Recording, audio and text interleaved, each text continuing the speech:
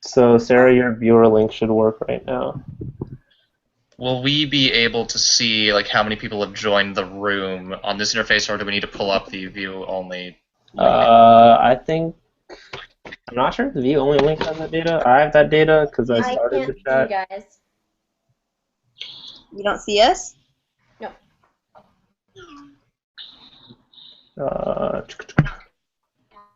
Andy. Yeah. I'm testing it out. Okay, David had luck. David's here. Hello, can you hear me? We can hear you. Okay, that's great. Okay, David, quick briefing. Okay. Yeah. Order of the questions on the questions for panel sheet is in order of importance. We're going to focus more on the classes questions. Okay, that's great. And then beginning, we're going to introduce ourselves. We have 5 viewers, guys. Just saying. I am one of them. We're good. And then you guys are introduce yourselves at the beginning, and that's basically the quick overview. There you go. Okay, great. So I'm just gonna follow what the moderators say, and we should be good. Yep. Okay. Yay! I'm so excited. Also, mute yourself if you're not going to talk for a while. Yeah. All right, we're up to 8 viewers. Hello, Yay. everyone. Go Welcome. fresh. We're just Should going to we? start the panel in 2 minutes. We're going to wait for Everybody to join. come.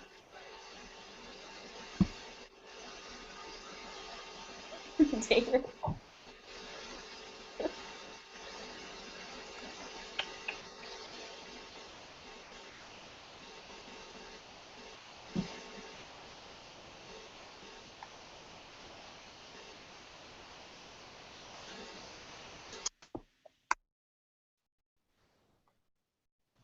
Wait, so what's the plan? When are we starting, guys? We're gonna start at about in a minute or so. All right, cool. Wait, okay. All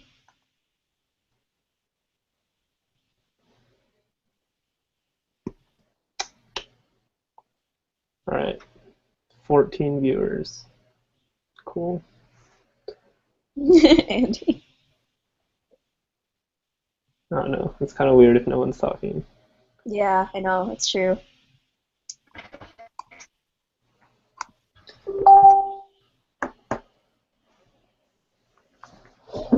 Wait, are we starting on Berkeley time then? No, we were gonna start Berkeley time, but we're not. For people who don't know what Berkeley time is, that means you start 10 minutes late. It's just become regular time for me. It is regular time. But if you don't know what Berkeley time is, then you're going to be on time for this one. Exactly. Yeah, time. Yeah, we'll start in it depends on how many viewers we have, Andy. How many are we at? 13. We lost one. Oh no. Oh, we're back to 14. And one of them is me, so.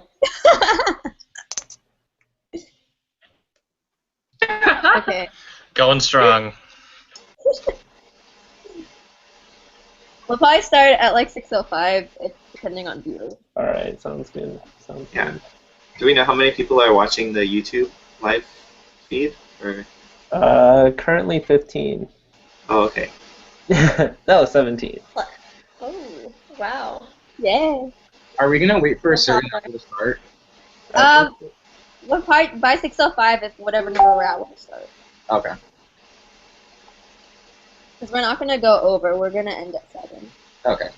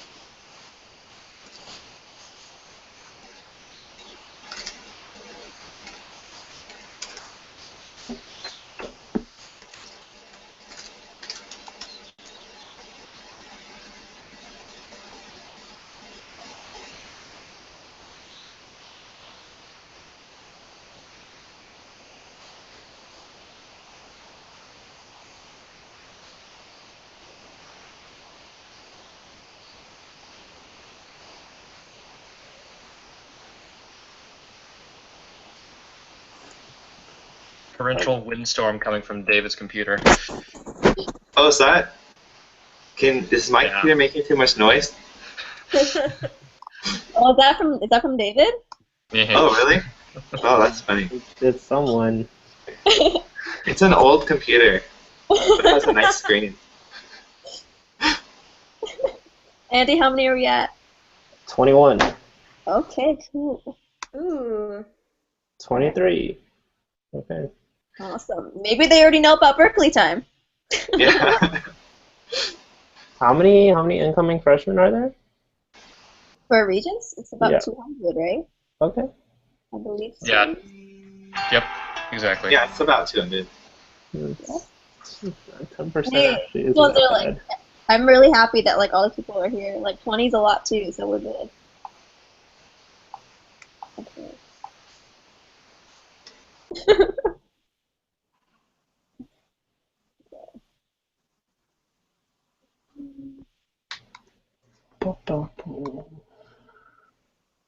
Sarah, do we want to get started with introductions? Yeah, I think we should. I think it's time to get started with introductions. Yeah. Okay. You want to go first? Okay. Hi, everyone. My name is Sarah. I am a junior. I'm studying political science, and I'm minoring in Middle Eastern Studies. I'm from Bakersfield, California. Let me take it. I'm going to be one of the moderators for this panel. And I guess Mareena, my fellow moderator, is now going to introduce herself. Hi guys, I'm Mareena. I'm a junior. I'm a business administration major and applied language studies minor, and I'm from Fresno, California, and I'm the other moderator, like Sarah said. I guess we can go in order of year. Sure, we can do that. Seniors, you want to go first? Okay, yeah, definitely. So, my name's David Marjanovic. I'm from San Diego. I am a senior, and I am majoring in materials science and engineering, and I'm minoring in electrical engineering and computer science. I'm Brandon Pearl. I am from Santa Monica, or I guess the larger LA area. I'm a senior, and I am double majoring in computer science and statistics.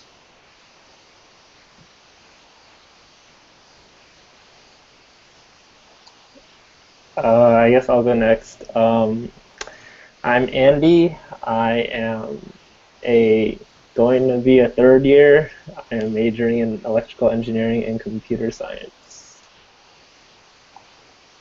Oh, I guess that's me. I'm Michelle, also a third year, majoring in molecular and cell biology, and from Fremont, California.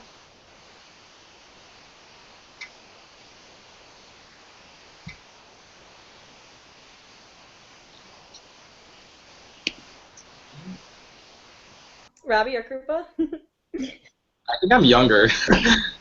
Okay.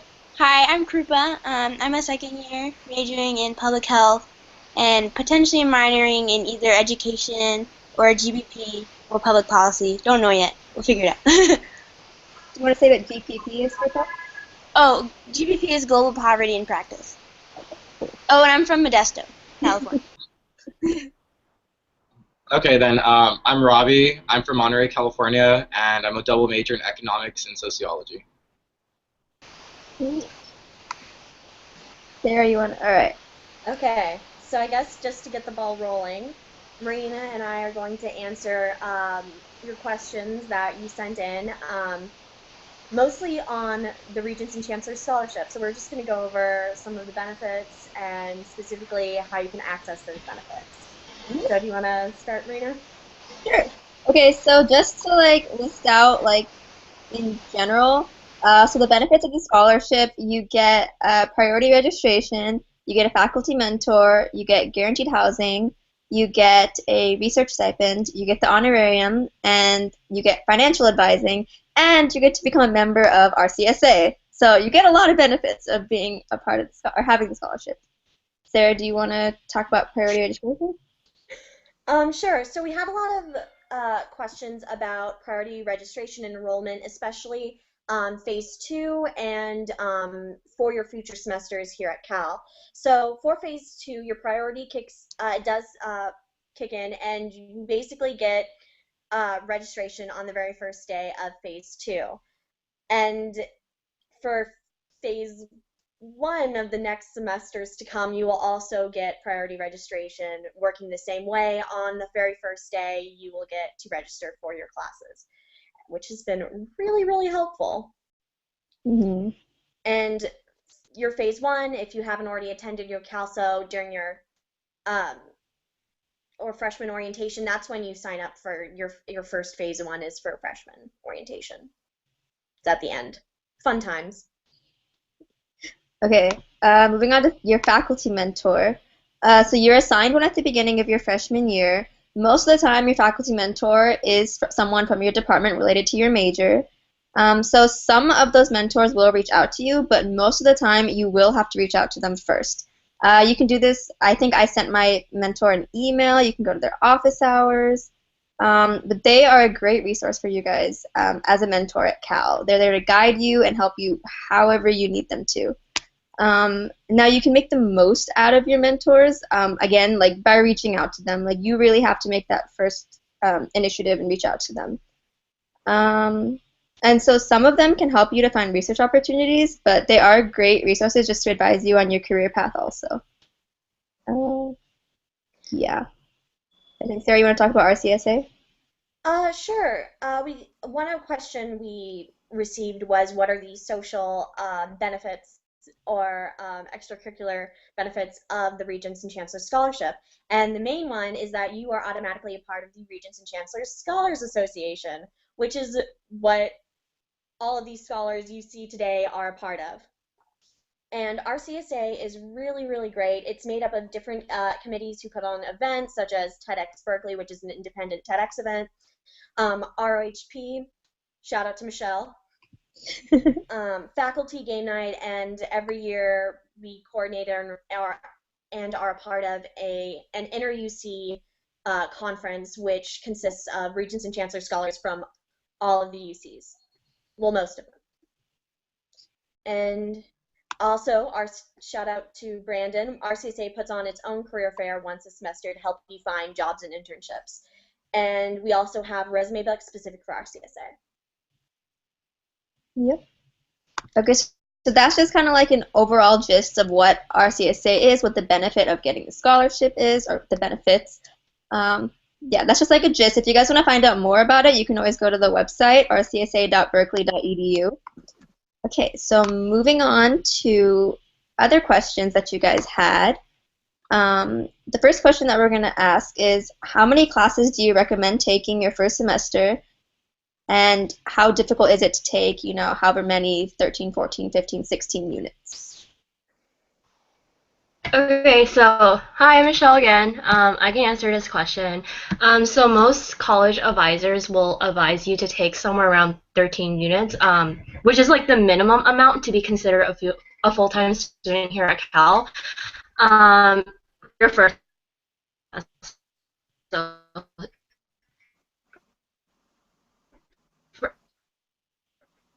So they like the minimum amount for your first semester reason, because the way I think about it, you don't want to with like too much, because it does take a while to transition to college life, because you're on your own for the first time and you have to like be an adult and do things like your own laundry and like eat meals on time. And it's also like a time for you to establish your social life here at Cal and find like your own support network. So whether this means like joining clubs, getting involved in like rushing, like joining Greek life, like whatever, which is why like it's nice having like not too many classes so you can other stuff. But however, my advice is that if you think that you are able to handle more units, like if you 16 units, in my experience, and it also helps to balance out your schedule with like brev classes. So like definitely don't try to take like 4 of your like major like requirements or like all technicals your first semester. I would advise you to sign up for the classes first and then get a feel of like how you're doing in them in like the first couple of weeks or so, and then drop it later if it's too much to handle. But keep in mind that some classes have early drop deadlines. So yeah. Where's Ara? She's watching. Am I next? Okay. Yeah, so So the next question we got, Robbie is going to answer this one. So what are some tips you have for applying for classes, and what would you have liked to know in your freshman year? And also, can you enroll in classes that stay closed or waitlist? So tips for applying for classes, I mean, generally what I found was, considering with like the Regents scholarship you get first priority, I mean, I never really had any problems applying or getting any classes, but definitely just make sure you go in knowing what your prerequisites are, because you definitely want to be prepared for when you're starting to apply, and just make sure you always are keeping in mind what class you need to take and when. Something that I found really useful before I went to Berkeley was I actually went online and I got a 4-year plan. You could print them offline, and I actually filled that out with all the classes I needed to take, and that just really helped me. It was easier for me to plan everything out, and I was able to see like what class I need to take each semester, and it also helps in case you get like a class gets closed or waitlisted. Most times if a class is waitlisted and it's a pretty big class, because most classes are going to be, I mean, like over 100 to 200 students, like a majority of your classes, especially your prereqs, will be that big. So if they're that big, I mean, most likely you'll get the class. It won't even matter. But, I mean, even if you don't, like if you have this 4-year plan set up, then it's going to be so much easier for you to be able to plan everything out. And even if you don't get your class, it's not going to be a big deal, because you have that plan in front of you, and you could set up everything really strategically according to your major, and it's just going to be a much, much easier process. So I would really recommend doing that. I mean, that personally helped me a lot. And I mean, I went into Berkeley as pre-Haas, so that's kind of like you have to apply for Haas. So like for me, that helped me plan out like when I'm going to take certain classes, and then I would look up there's a website called Berkeley Time. I would really recommend using that, and it shows you the grade distributions, and it shows you basically like how hard each class is. So I would look at that and try to like plan out strategically per semester what class I would take, just so I wouldn't have like that hard of a course load. So I would really recommend doing that. I know that definitely helped me a lot when I was planning out my schedule.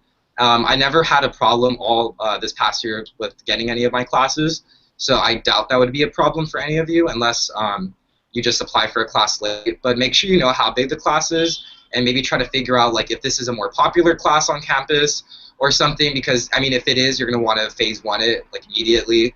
But if it's like kind of a class that's a little bit easier to get into, or maybe it's like a class that has like I mean, it has a lot of students in it, you won't really need to phase 1 it. You could always phase 2 it, and you'll most likely get it. It won't even matter, especially since you have a priority phase 2 date anyways. So I would just really recommend planning everything out before you get to Cal.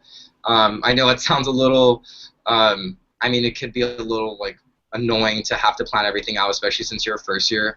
But I mean, if you do it, you're not going to regret it at all. I can 100% guarantee you won't regret it.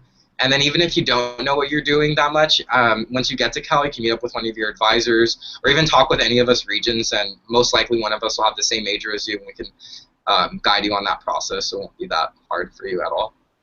So yeah. Okay, I cool. think Thanks, next Robbie. question. Okay. Yeah, no problem.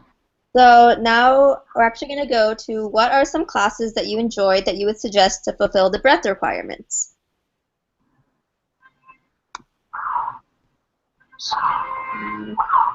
Michelle or Brandon, you want to take that one on? Yeah, so one class that I really enjoyed was Wealth and Poverty, and that's the class taught by Robert Wright. And that one's cool because it fulfills both either the social and behavioral one, or the philosophy and values. And I've also heard that History 7B was very cool. I didn't actually personally take it, but I heard a lot of good things from a lot of people, and that fulfills both history and AC requirements, so that's like killing 2 birds with 1 stone. And I believe Brandon is.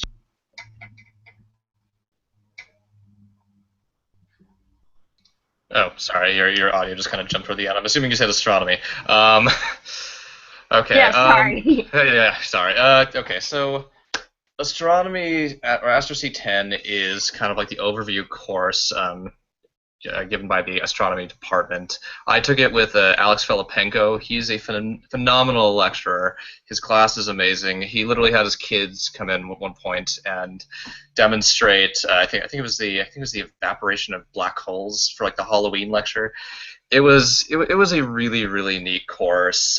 He definitely got the full breadth, went into some depth with some of the math behind behind these phenomenon. So it is I highly recommend taking the course. It fulfills I believe the physical sciences breadth, but even if it didn't fulfill anything, I'd say it's definitely up there, like in the classes to take at Cal. Ooh, one class I really enjoyed for breadth was Public Health 116. That fulfills the philosophy and values breadth. It's a really interesting class and also super easy. Every week they bring in different speakers to talk about different topics in public health and health in general. So if you're interested in healthcare or social justice, it's a really cool class. Okay, so next question. How difficult is the transition from high school to Cal in terms of course load and difficulty? And what study habits have helped you through this? All right, I guess that's me. So obviously, like, it's gonna be different on a case-by-case basis depending on where you went to high school and like what classes you plan on taking your first semester. Ultimately, though, I think at Cal, like, no matter what happens, you'll have the time to do all your work at a very high level. And the hard part is not like finding more time, but learning how to balance the time that you do have between classes and anything else you choose to do, whether it be like extracurriculars or like, I don't know, just hanging around. So if you like find yourself struggling, I suggest like using things like Google Calendar. Those are really great tools. When I was a freshman, I spent my first 2 weeks learning what a Google Calendar is, so it does help out a lot. Yeah. Okay. So next question would be, how do you recommend handling free time effectively in college? Oh, I hope this audio works better now. Well, just to piggyback off of what some of like Andy's points, there's like a very fine line between procrastinating and giving yourself enough time to exercise and self-care and all that good stuff. Definitely make sure you give yourself time to like sleep enough, because that's like very important. Something I would to go to make time in your schedule to go to office hours and like set aside time for yourself to like study like and do like homework and projects, so you're not always like playing a constant game of catch up. Okay, so next question. What is double majoring and or minoring like? How manageable is it? I would say it really depends. In terms of course load, it really depends on how compatible the two majors are. With computer science and statistics, it happened to work out. You could so I think it's 3 of my computer science courses will count toward the technical cluster for the stats major, and so that actually takes off a large load of that. I have friends who have doubled in econ and stats, and they have had to take a couple classes over the summer. So it really does matter what the majors are. I would highly recommend going online, looking at what the major requirements are, and seeing how compatible they are. Minors you can generally get in a little easier because the actual required number of courses is lower than the major itself. So you can usually slip those in a little easier than a second major.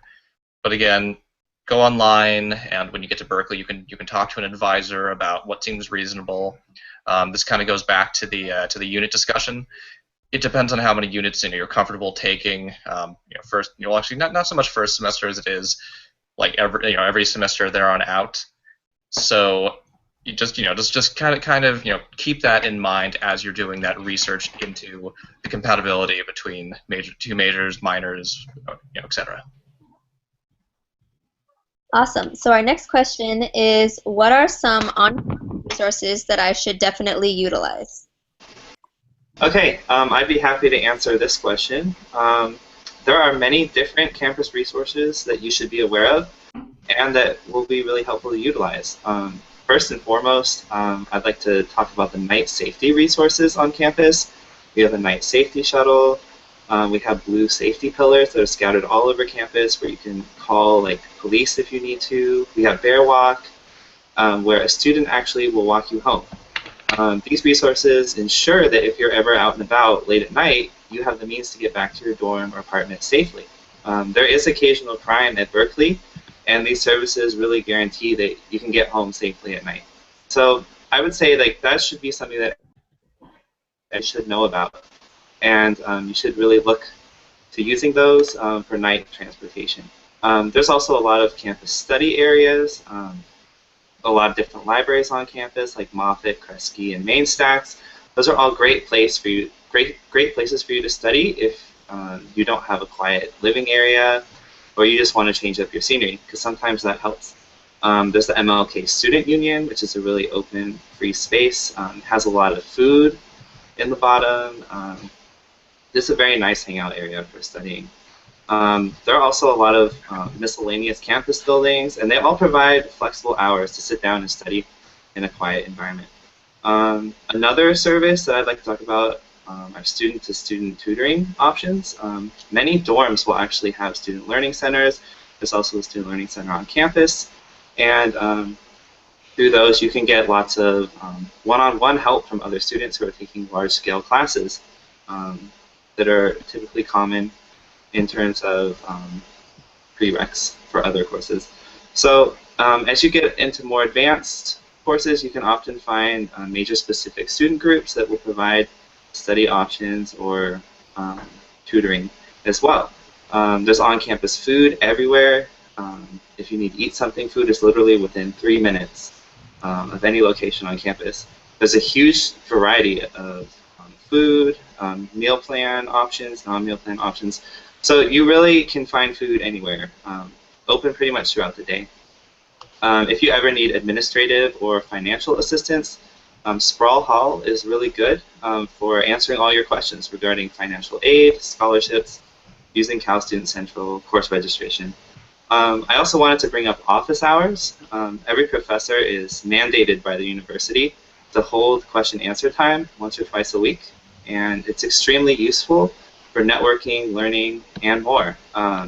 It's, however, underutilized. So like even in classes with like 700 students, many professors will talk about not enough students coming to office hours. Like sometimes they'll just be alone in their office for more than an hour, which is quite sad. So if you ever have the chance to visit a professor for their office hours, I highly recommend that you do that, because you'll get really interesting conversations. They'll answer your questions.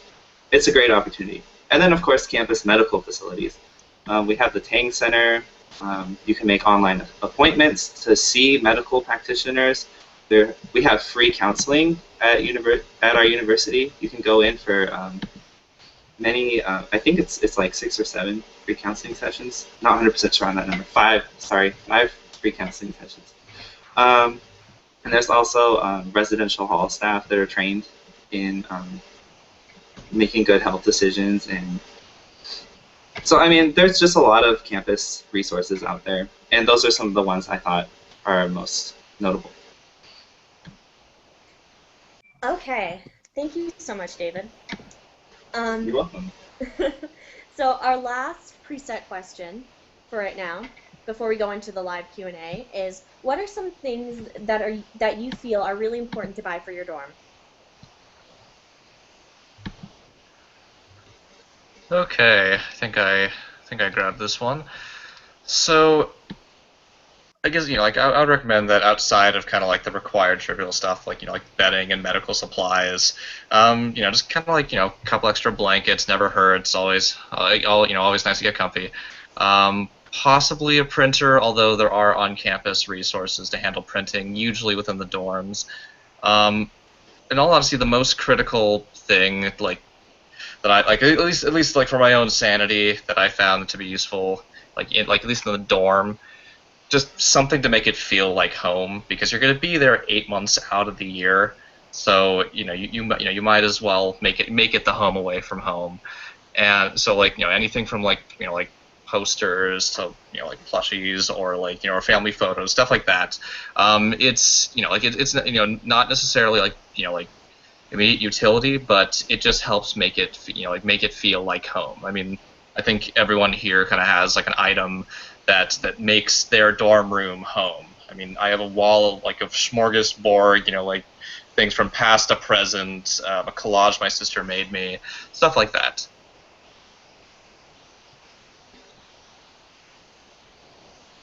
Okay, so I think we're going to go ahead and switch over to the live questions.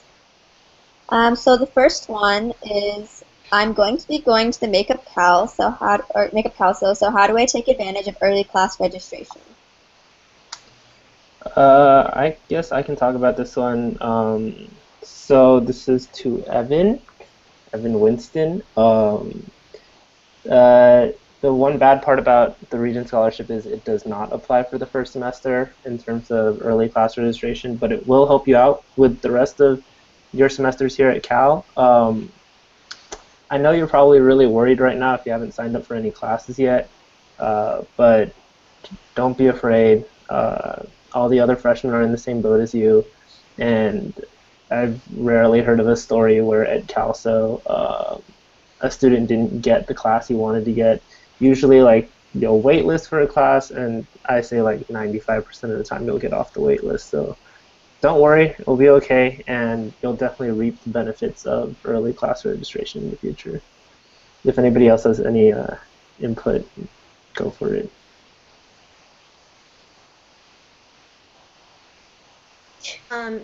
You'll also, just to add on that, it's not helpful for phase 1, but it is helpful for phase 2 of your first semester. So you shouldn't worry. You'll still get. I went to like the last CalSO, and I was still able to get all the classes that I wanted. And if you don't know what the difference between phase 1 and phase 2 is, like, essentially in each phase you register for half your classes. Okay, let's move on to the next question. Mm-hmm. I think that's Leslie's. I think Leslie's was kind of similar to Evan's question already, so... Okay, we'll just say we finished that one. Sorry, yeah. Leslie. For now. So next question, would it be Zachary's? Yeah. Okay, we can do Zachary's. So how would you suggest we utilize the summer before our freshman year? Is there anything in particular, or should we just enjoy our summer? Okay. Does anybody want to jump in on that question? That's a great question, actually. I used my freshman summer as a complete relaxation summer. Like, I did nothing, and there weren't any major consequences. I would say just if you wanted to do something to prepare for college, I would just think through all the dorm stuff. It's always nice to try to plan as much of that as you can. Oftentimes, like, I still found myself needing to buy more stuff after I made it up to the dorm room. It's because it's hard to think about everything you're going to need when you're living alone. In terms of my classes, it was helpful for some of my classes to review a little bit of what I had done in my AP courses. For instance, I was taking an electromagnetism physics class my first semester at Cal, and so it was useful to review like what I had learned in terms of electromagnetism in AP physics before going up. But honestly, it's not that important. You have a lot of liberty to relax, I would say, in my opinion.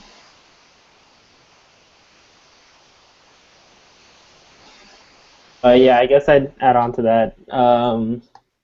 Yeah, I didn't do anything my summer before freshman year either. Like, honestly, it's the one point in your life where you really have no obligations, like nothing, even like in the back of your mind that's nagging you to do. So I'd say just take advantage of that and like really enjoy just hanging out with friends and exploring your hometown.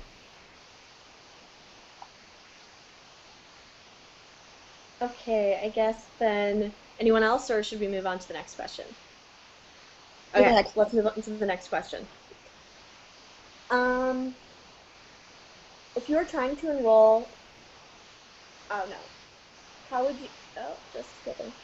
If you're trying to enroll in a class and the lecture is open, but all of the discussion sections are on the wait list only, what should you do? Guys? Usually that just means that the professor hasn't opened up any more discussion sections if he has more spots in his lecture than the total discussion sections. I would just say try to find the discussion section with the shortest wait list, because that's the one that you're most likely going to get into, and just keep on checking back on the class, because professors tend to add more and more discussions as time goes on, because even though the professor has been hired already, TAs for most classes get hired on like a rolling basis. So as they hire more and more TAs, more discussion sections will open. I just want to quickly add on to the opposite of that, that if there is a waitlist for the lecture, but there is spots open in a waitlist, spots open in the discussion, enroll in the discussion, because once you're enrolled in a discussion section, you will get into the lecture. Okay, so next question, would it be Mareena something? Yeah, the CALSA one. So what should we bring to CALSA?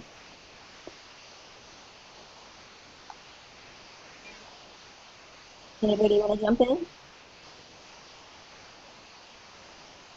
What about Robbie, Krupa? I can do that. I don't think there's anything super necessary to bring to CalSO. One thing I would recommend is going to guide.berkeley.edu. It's a really helpful website. It has all the majors and minors on there and all the classes you have to take to fulfill all of them. And that can give you a good idea of what you need to take your first semester, and it can help you plan the rest of your semesters as well.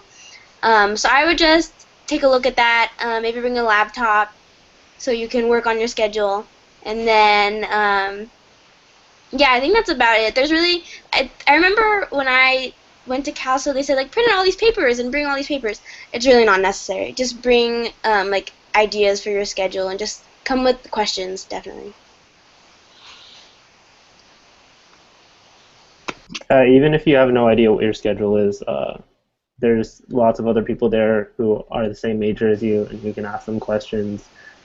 For example, I didn't even know that we had to make our schedule at CalSO, so the first night I was just scrambling around and asking people questions, but it all works out in the end. Yeah, just don't be afraid to ask advisors questions. They're really helpful and they are there to support you. So definitely make a note of any questions you have and feel free to ask them. Okay, so the next question, my biggest worry going into Cal is the large size of classes and lectures. In your personal experiences, has it been difficult to absorb info in a large lecture setting? How helpful are discussion sections, and are the GSIs always able to answer your questions? That's a great question. I think I could help out with that. So in terms of the large lecture size, it's never actually been a problem for me personally. Usually what it ends up being is there's a bunch of people all seated in a hall, and everyone's sort of watching the professor. If you're worried about questions or like not being able to ask a question, that hasn't been a problem either that I've observed. Typically, during my lectures, not very many questions are asked. So if you had a question and you raised your hand during lecture, the professor would be able to answer you. In terms of discussion sections, I've had really good quality GSIs. I've also had a couple that weren't so great. I think it just depends. Some classes you have the flexibility too. If you don't like your discussion GSI, you could just go to another one. That's not always the case, but I did that, for instance, for Math 53, and that worked out really well for me. Was there another part to this question? Had to do with how helpful are the discussion sections, and are GSIs always able to answer your questions? Oh, yes. Okay. Yeah. So so far the GSIs have been more than qualified to answer my questions. I've never had a GSI not know how to answer a question during a discussion section. But that said, if that does happen, you can always reach a professor at their office hours to ask that question, and they would be the most qualified person, probably at the university, to help you with that. So, despite even like in my largest classes, I've never had a discussion or an office hour be too full to accommodate me. Like there's always been enough room in professors' office hours um, so that I could ask the question I needed to. So that's never been a significant problem to me personally, and I would say that's mostly only like you only have your large classes for your large prereq courses. I would say as you get towards your more advanced upper division major courses, they tend to be smaller in size.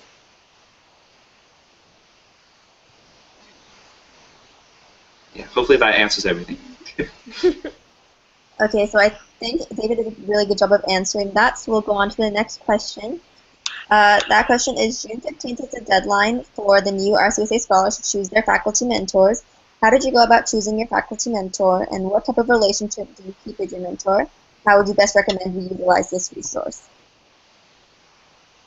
Anybody want to jump in?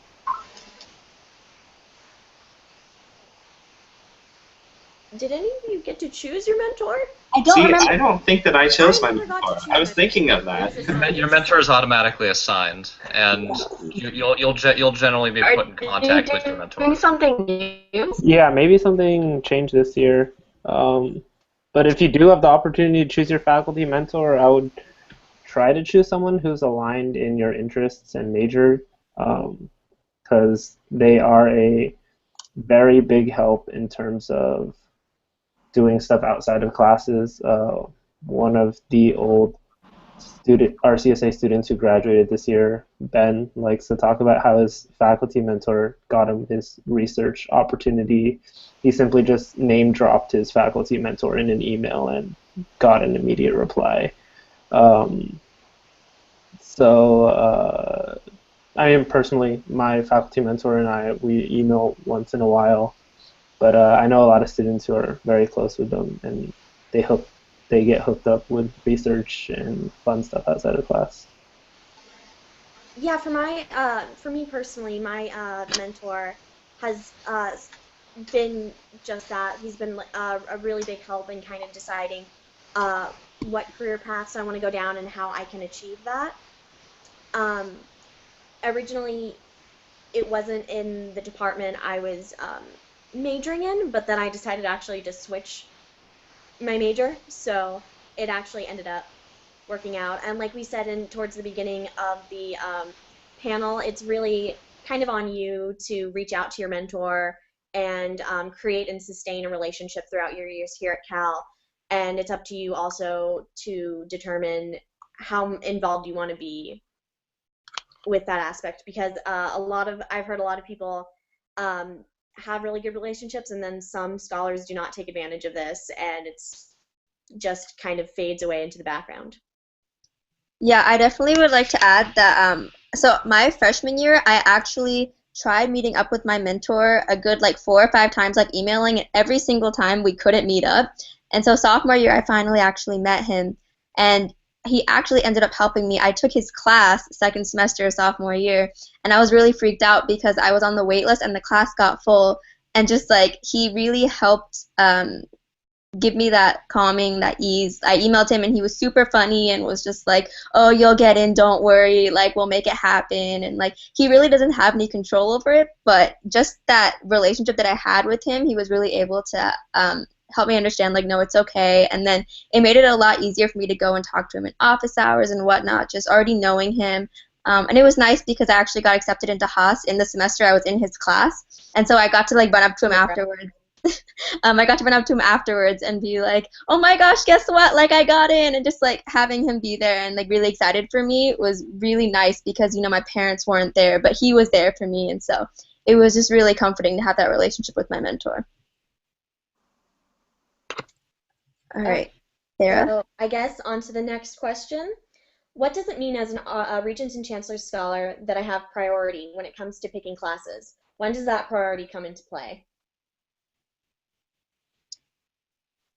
I think we already addressed this. Yeah, so I think Ahmad might have just logged on or something, but we can go over it because it is a very big part of the scholarship. Does anyone want to go for it? Okay, I'll just continue, I guess.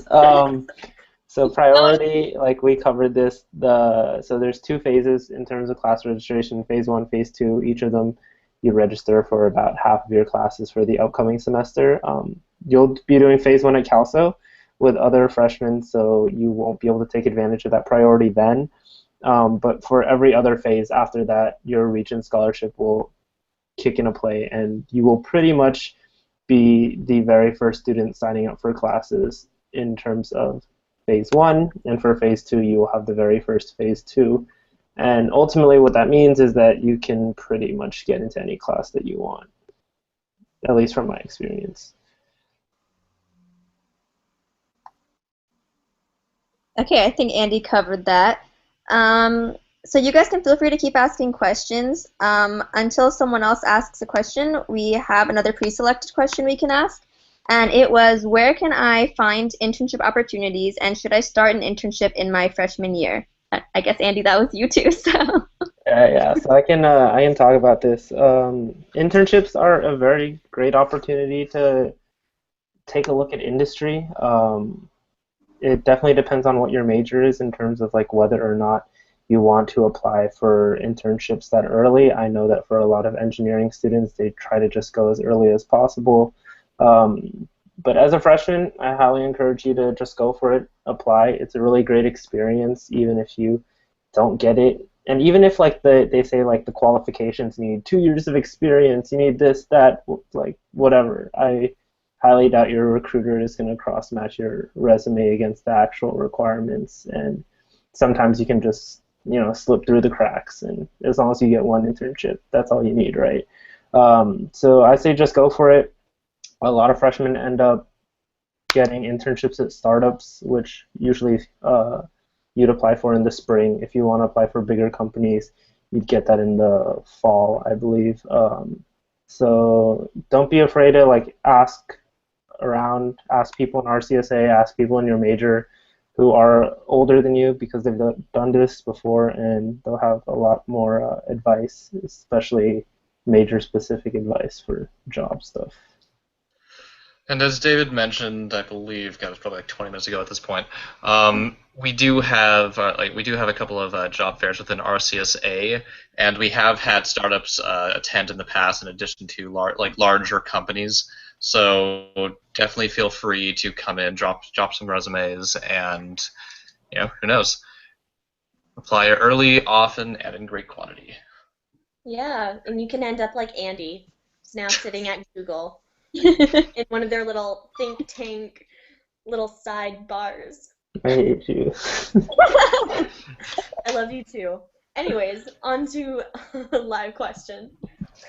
For the engineering students, even though I'm coming in declared with a major, I would like to explore other types of engineering.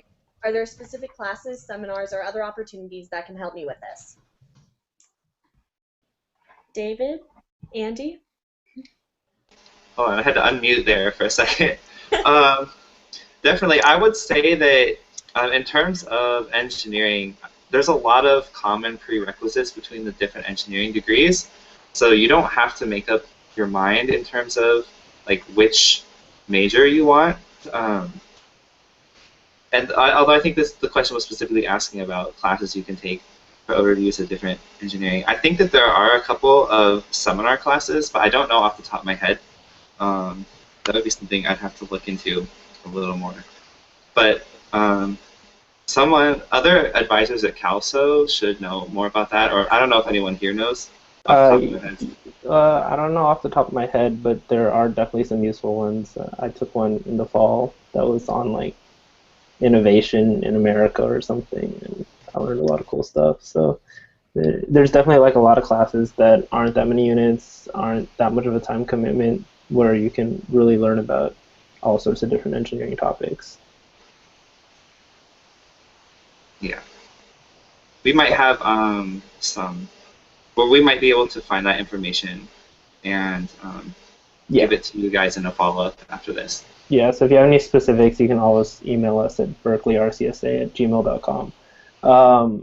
But also, going off that, there's also a lot of decals, which are classes taught by other Cal students that have like engineering specific stuff. Like there's a web development decal, like iOS, iPhone development decal. So there's all sorts of cool stuff like that that also aren't too much of a time commitment. Okay, awesome. So the next question. Oh wait, Brandon, were you gonna speak? Or? What? Oh, no. I was just stretching. Okay. So next question is Zachary's. How does one get involved within the RCSA community and RCSA leadership? What is the best way to get involved? Love this question. Does anybody want to answer that? Yeah, that's a fantastic question. So here, to be involved in RCSA, all you have to do is attend our events. We send out a weekly newsletter that lists every single event that we're putting on as an organization. And there's literally multiple, typically like you could find at least one event per week that you could go to if you wanted to. And there are a variety of different days and times, a huge variety of different activities that we do, from social to professional to community service, all those things. You know, from local Berkeley activities to, you know, day trips to Davis for a corn maze, or you know, fun in San Francisco. So yes, there are all kinds of ways to get involved. And so the best way you can start is by going to events. And of course, we have lots of different committees that put on events. And if you want to get involved in helping to coordinate some of our RCSA activities, you can apply to be a committee member your first year at Cal. So we would also encourage you to do that if you're interested. We'll be talking more about that at our first general meeting and in our newsletters a little bit. But yeah, those are the things you can look forward to doing. Also, just to kind of tack onto that, it's also not the end of the world if you happen to not get on a committee your first year. I didn't, and now I'm on XCOM. So it's one of our co-presidents. Yeah, But, yeah. David and I are both serving as the presidents of RCSA this year. So it's not at all the end of the world if you don't get on. You can get involved your sophomore year, get on a committee, and kind of like play, like basically, you know, like hop around leadership a little bit and possibly get into XCOM. So, you know, just kind of roll the dice and you'll be fine. Okay, so I suppose. Oh wait, nope. Okay. So next question. I'm hearing nightmare stories about classes like Math 10A and 10B and Chem 1A and 1AL, particularly the MCB major in general. Do you have any experiences related to this major or know people majoring in MCB? Thanks. Michelle? I can answer. I'm an MD major, and yes, like, it's the major that has, like, all the pre-meds in it. I'm not pre-med myself, but if you ever have any other questions about that, I can also answer because I'm surrounded by these people all the time. Yeah. Oh, and Krupa. Yeah, so specifically, you're talking about Math 10A, Chem 1A, the OChem series, whatever. I would say that there's a difference, like, between difficult classes and bad classes. Just because a class is difficult doesn't mean it's a bad class. And just because, like, it's challenging doesn't mean that it's, like, overly competitive. So I would say that, like, yes, you're surrounded by all these people who, like,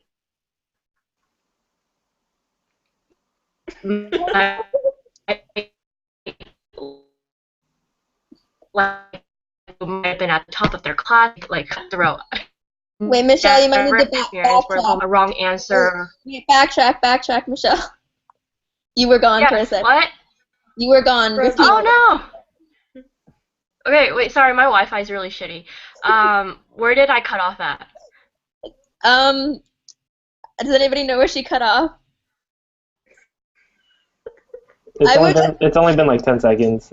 Just repeat like your last sentence. Yeah. Okay, so I would say that I've never had a situation where someone was, like, deliberately trying to, like, you know, give me the wrong answer or, like, backstab me or any way. Like, it's definitely not a cutthroat environment. Like, I would say that, like, in these classes, like, it motivates me to do better, and because they're so hard and they're so challenging, like it's even more rewarding when you like do well. And it's definitely not like impossible to do well. I did very well my first semester, and I took those classes like Chem 1A, the lab class, Math 10A, and then like all the MCB prereqs after that. Yeah, I mean, I'm not gonna say like they're like super easy, but they're not also not impossibly like hard. So that's my 2 cents on it. If Awesome. I don't know if you want to join in. Coop, I don't know if you have anything to add. If not, Okay, sorry. Yeah, I would agree with Michelle. I took Chem 1A last semester, and I took Bio 1B this past spring. I thought they were interesting classes. And I got lucky in that fall semester when I took Chem 1A, I was actually in a pilot class. So it was just a class of 66 kids, and it was kind of a reverse, like a flipped classroom type setting. And so that I felt was a very supportive environment. There were definitely people I could reach out to for help. No one was, like, I think that was one of the things that I was scared about when I came to Cal, and when I was choosing Cal, was that I would be in a cutthroat environment. And I've honestly never, ever felt that anyone was trying to, like, compete against me, or anyone was trying to, like, screw me over or anything. I've never felt that way. I've only felt a lot of support and a lot of systems in place to provide support. So my recommendation is just to reach out to your GSIs and to your professor and to your fellow classmates, because they're all there to help you. And the SLC as well, the Student Learning Center, they provide like tutoring and study groups. Use them because they're incredibly helpful. I definitely did not use them as much as I should have, and I wish I used it more. So that is my recommendation. If you have any other questions about Chem 1A or pre-med or anything, definitely reach out to me. Next semester I'm taking more bio and I'm taking OChem, so we'll see how that goes. I'm looking forward to learning more, but I'm also excited to take advantage of the resources that I didn't take as much advantage of during my freshman year. okay, so next question is Natalie's. So since my Regents and Chancellor scholarship covers partial costs for housing and dining, should I choose a higher meal plan? I think my final cost might be the same because my expected family contribution will remain the same. So Brandon, you want to take that on? Sure. So yes, it does. It does take on some of the cost. However, I would not suggest choosing a higher meal plan. At the end of every semester I've observed, I've seen people clear out Pete's, the Cub Market, because they have a surplus of meal points. So unless you foresee yourself, buying a lot of food, and when I say a lot, I mean a lot, you should be perfectly fine. You'll likely be eating around campus, not just on campus. So you won't be having all your meals within the dining commons. So you'll be going along Telegraph, as David mentioned, and around that area. There are places on North Side. Plus, a lot of places don't take meal points. So it really just depends on what you see yourself spending money on. However, I believe that you won't be you won't be going to the dining commons as often as you might think.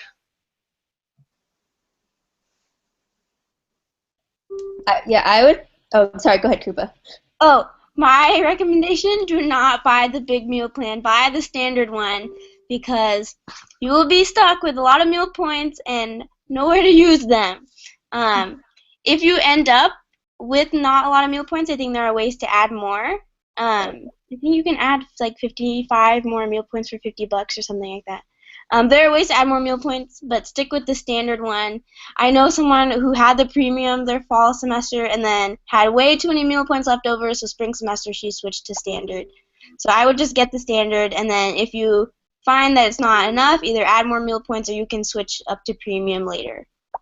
Yeah, you definitely will get sick of eating at the dining commons. I can tell you that for sure. I think, so my sophomore year I decided to get meal points again, and I did not use any of them, and I ended up buying my friend's food or buying like snacks from my apartment, because Berkeley has some of the best food areas like just directly around, and it's all cheap just for college students. It's like very much a college town. So going off of that, someone asked what are the best places to eat. So if someone wants to answer that quickly. Yeah, I really like eating at this place called Cancun Taqueria. It's like a Mexican place. It's on Alston. That's really tasty food. One of my favorite places. Does anyone else have any favorite places they want to share? My favorite place is this Thai place called Im Thai that has like a duck noodle soup that I dream of sometimes. Like Berkeley food is so good. Anyone else? My favorite place is DR. I just went there today. It's a Mediterranean place. It's really close to Unit 1 and Unit 3. It's delicious. They have a lot of like Mediterranean food and falafel and stuff is delicious. Okay. It's 6:59, but we have one last question. From Nanette. Hey, Nanette. Sorry, I know her. What are some fun, easy AC classes, not including ESPM 50 AC? So I took Introduction to Sociocultural Anthropology, which is Anthro 3AC, and I absolutely loved it. I actually came in as an anthro major, and this class made me really want to be an anthropology major, but then I took another anthropology class, and I was like, not feeling it. So I would really recommend Anthro 3AC. It also satisfies the social and behavioral sciences breadth for LNS as well. I took History 100 AC, which was History of American Capitalism. They offer it every spring, I think. But I think in general, like if you just ask around on like what AC classes people have taken, they're generally like really easy ones. Like I slacked off a lot in this class. Whenever there's a essay, I finished it with a haiku. I just like had a lot of fun. Like they're really not supposed to be super intensive or anything like that. So Robbie was here, but I think his Wi-Fi cut out. But he also recommended Music 26 AC, and I've heard of a lot of people take that class. I think there's also a 28 AC for music. I'm not sure if that's right. It might be Music 26, but I've heard that's a really good class also. Yeah, I took 26 It's AC. 26 AC. Yeah. And Okay. Like that was a no, lot of fun.